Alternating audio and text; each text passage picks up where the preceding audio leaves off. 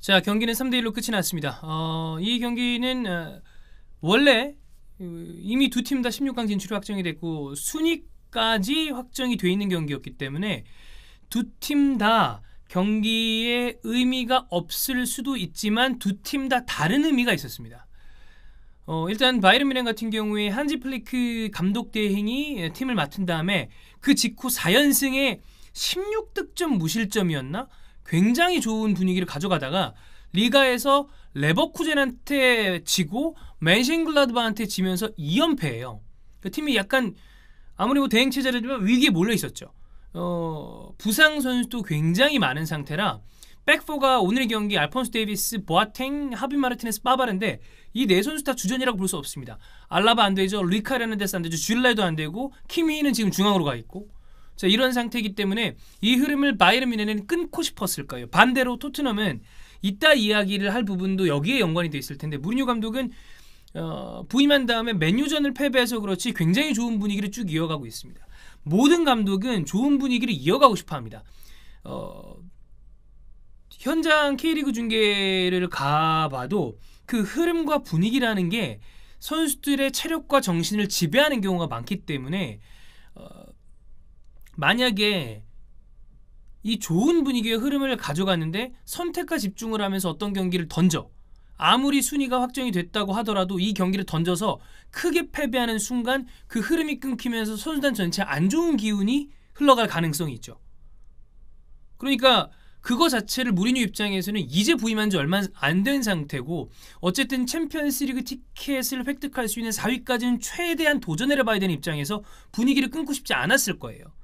그렇기 때문에 제법 많은 주전급 선수들과 손흥민까지 데려갔다라고 보이고 저는 이거는 손흥민 선수가 쉬면 좋겠다는 마음도 일부분 있습니다만 제가 다들 아시겠지만 무리뉴에 대해서 굉장히 비판적인 얘기도 많이 하고 저 개인적으로 솔직히 무리뉴가 엄청나게 대단한 감독인 거를 알고 있지만 개인적인 호불호를 따지면 무리뉴를 안 좋아하거든요. 그런데 이 선택은 저는 이해할 수 있는 부분이 있다라고 생각을 합니다. 자, 그러면 경기 얘기를 조금 해보면 플리크 감독은 쿠티뉴랑 티아고 알칸타라를 주전으로 기용을 안 하고 있죠. 근데 이 경기에서는 키미히를 뒤쪽에 배치를 하고 티아고 알칸타라와 이제 뭐 티아고 알칸타라는 이제 거기서 조금 더 종적인 움직임을 보여주고 쿠티뉴가 아무래도 공격형 미드필더를 봐줬죠. 그 다음에 페리시 그나브리 코망을 만들어 이렇게 세워놨습니다. 토트넘 백포의 왼쪽 로즈 톱이 여기까지는 주전급인데 포이트, 카이로커, 피터스가 우측 센터백, 우측 풀백이었고요. 시소코, 다이어, 더블 볼란테 라인을 세워놨고 왼쪽에 라이언 세세뇽, 오른쪽에 에릭센, 로셀소, 모우라인데 수비시나 이런 쪽에 에릭센이 조금 더 앞쪽으로 오고 로셀소가 약간 더 중앙 미드필더적인 움직임을 많이 보여줬습니다. 바이에른 뮌헨, 토트넘 다 뭐 1.5근 근처의 선수단을 냈고 토트넘 같은 경우에는 몇몇 선수들에 대한 테스트를 거쳤을 것 같아요. 겨울 이적 시장이나 다음 여름 이적 시장까지 어떤 식으로 스쿼드를 꾸려 나가야 되냐 무리뉴는 이런 경기를 통해서 실험해 봤어야 될 것이고 체크를 해봤을 거로 보입니다. 일단 바이언 쪽은 골대를 최근에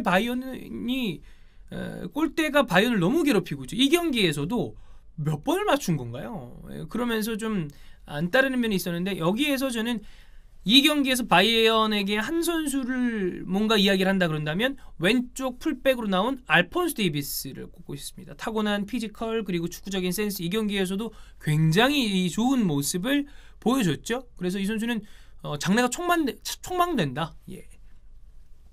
계속 보고 싶은 선수 중에 하나고 나이 어리고 뭐 유틸리티성 있고 이 선수 이제 포변을 통해서 왼쪽으로 간 선수인데 여러 포지션을 또 소화를 못하는 선수가 아니기 때문에 기대하고 좀 보고 싶은 선수예요. 그 다음에 쿠티뉴는 뭐 여전히 쿠티뉴더군요. 그렇습니다.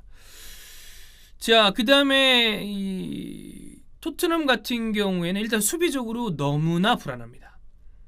후안 포이스는 참 이 선수가 오히려 저는 오른쪽 풀백에 나왔을 때 나았다고 생각을 하는데 이 선수 수비적으로 불안하고 다만 킥이나 연계나 전진성이 나쁘지 않기 때문에 센터백보다는 오른쪽 풀백이 더 어울리는 선수가 아닌가 이런 생각이 좀 들고요. 카이로커 피터스도 이름만 워커가 들어갔을 뿐이지 좋지 않습니다. 로즈도 불안해요. 로즈도 좀 불안한 모습이 있고요. 다이어 이미 에릭 다이어는 무리뉴가 맨유에서 노리고 싶어했던 센터백과 수비형 미드필더가 동시에 준수하게 소화 가능한 선수가 아닙니다. 그 다이어가 아니고요. 에릭센은 이제 기대할 수 없는 선수가 됐어요. 에릭센은 내보내야 되는 선수가 됐습니다. 이 경기에서 알폰소 데이비스만큼의 활약은 아니었지만 그래도 주목해볼 만한 선수는 역시 라이언 세세뇽입니다. 이 선수 2000년 이후에 태어난 선수죠. 득점도 있었고 가레스 베일이 풀백으로 출발을 해서 포워드로 전환이 된 스타일의 선수라면 세세뇽은 기본적으로 윙포워드 풀백이 다 가능한 선수입니다만 포체티노 감독도 윙포워드에서 세우다가 밑으로 내려보낼 생각을 한다는 인터뷰를 했었고 그 다음에 무리뉴의 인터뷰로 봐도 세세뇽은 윙포워드로 구분이 되는 것 같습니다. 워낙에 탁월한 속도가 있고 그 다음에 득점에 대한 어떤 감각도 있는데 좌우 모두 다 가능한 선수고 근데 이 선수 이제 단점이라면 전체적으로 경기 내 90분을 봤을 때 아직 체력적으로 준비가 좀 덜 돼 있는 느낌이 있었고요. 그런 건 아쉽고 그다음 바이언에게 안타까운 소식 하나를 조금 더 이야기하자면 안 그래도 부상자가 많은데 킹슬리 코망은 인저리 프론이잖아요. 저는 이 코망의 부상 장면이 굉장히 좀 끔찍했는데 이런 부상 장면 원래 잘 안 보여주는데 또 한 2번인가 완전 클로즈업을 해서 그 분명히 무릎 인대가 상했을 것 같아요. 볼파르트도 달려오면서 좀 체크를 하는 모습인데 제가 사실 그 이제 아스날 팬을 막 하면서 아스날에 또 굉장히 많은 인저리 프론들이 있었잖아요.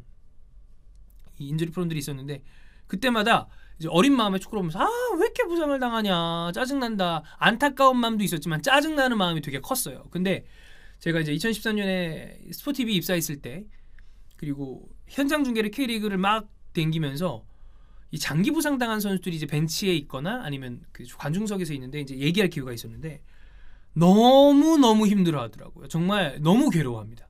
생각해보면 프로축구 선수라는 게 20살에 시작을 해서 뭐 35살에 은퇴를 한다고 했을 때 그러면 뭐 한 15년 정도를 생각을 해봅시다. 그 중에 그러니까 15년이라는 건 뭐 요즘 뭐 이 모든 직업이 이제 좀 근속 연수가 짧아지고 있죠. 오래 못 일하는 게 좀 최근에 다 좀 그런 느낌인데 운동선수는 그 중에서도 이 일할 수 있는 축구 선수로 뛸 수 있는 기간이 짧아요. 근데 몸을 못 쓰고 부상이라는 변수 때문에 자기가 뛸 수 없다는 거에 대해서 극도로 괴로워하고 뭐가 문제냐면 그 이후에 폼을 다시 회복하기도 굉장히 어려워한다. 그래서 그 얘기를 듣고 이 선수들을 만나보니까 부상당한 선수를 보면 너무 많이 안타깝더라고요. 그래서 참 킹슬리 코망은 또 장기 부상이 될 것 같은 느낌인데 되도록이면 잘 회복을 했으면 좋겠다 이런 생각이 들고요. 그 다음에 이제 무리뉴, 손흥민 요 얘기를 해보도록 하겠습니다. 오늘 무리뉴가 다른 이 토트넘 부임 이후 경기보다 더 뭐라 그래야 되죠? 마음에 안 들어하는 표정, 좀 빡친 표정 이런 느낌을 많이 받았어요. 저는 다른 경기보다 조금 더 그렇게 생각하는데 왜냐하면 저는 그 아까 이야기했던 부분과 동일하다고 생각을 하는데 이런 식으로 아무리 상대가 강하다 하더라도 흐름을 이런 식으로 내주고 패배하는 경기는 안 된다. 골대 아니었으면 5대1, 6대1 또 나오는 경기였어요. 인터뷰를 보면 7대 경기 생각도 하지 말고 보지도 말라 뭐 이런 얘기를 했다는 것 같은데 아마 무리뉴는 적절한 이 어느 정도의 전력을 구축을 해서 바이언에게 그래 설사 지더라도 지난번 패배를 이 정신적인 어떤 충격을 벗어나게 할 수 있는 그 다음에 흐름을 이어갈 수 있는 여러 가지 뭔가를 해보고 싶었을 텐데 오늘 토트넘은 좋지 않은 경기와 바이언과 또 역시 그 격차를 보여주는 경기를 했거든요. 그렇기 때문에 그런 부분에 대한 어떤 불만 그리고 완전히 주전 선수가 아닌 선수들이 나와서 보여줬던 폼에 대한 불만 그런 게 오히려 저는 이게 나쁘다라기보다 무리뉴가 진짜 토트넘을 이끌고 뭔가를 뭐 당연히 그런 거죠. 감독이 해야 되는 게 그런 거니까. 근데 이 흐름을 계속 이어가고 싶구나라는 생각을 했던 것 같고 손흥민 쉬면 좋은 것도 있습니다만 저는 개인적으로 이 쉬는 게 능사는 아니다. 그러니까 이번 경기쯤에는 쉬는 것도 저는 좋다고 생각해요. 그런데 계속 자주 얘기 드립니다만 손흥민은 모든 경기에 뛰고 싶어하는 선수고 스프린트를 워낙에 최근에 많이 하고 있기 때문에 손흥민의 어떤 체력이 걱정되는 것도 사실입니다만 무리뉴 입장에서는 굳이 무리뉴 입장을 뭐 생각을 한번 해보자면 이 스쿼드 전체에서 톱 자원과 윙포워드 자원, 측면 미드필더 자원 그리고 유사시 공격형 미드필더까지 모두 다 소화할 수 있는 포워드 자원은 손흥민이 유일하다. 그래서 무리뉴 입장에서는 한 명을 포워드진에서 데려가야 된다? 그럼 폼 좋고 멀티 포지션을 소화할 수 있는 손흥민을 데려가는 게 합리적이었을 것이다.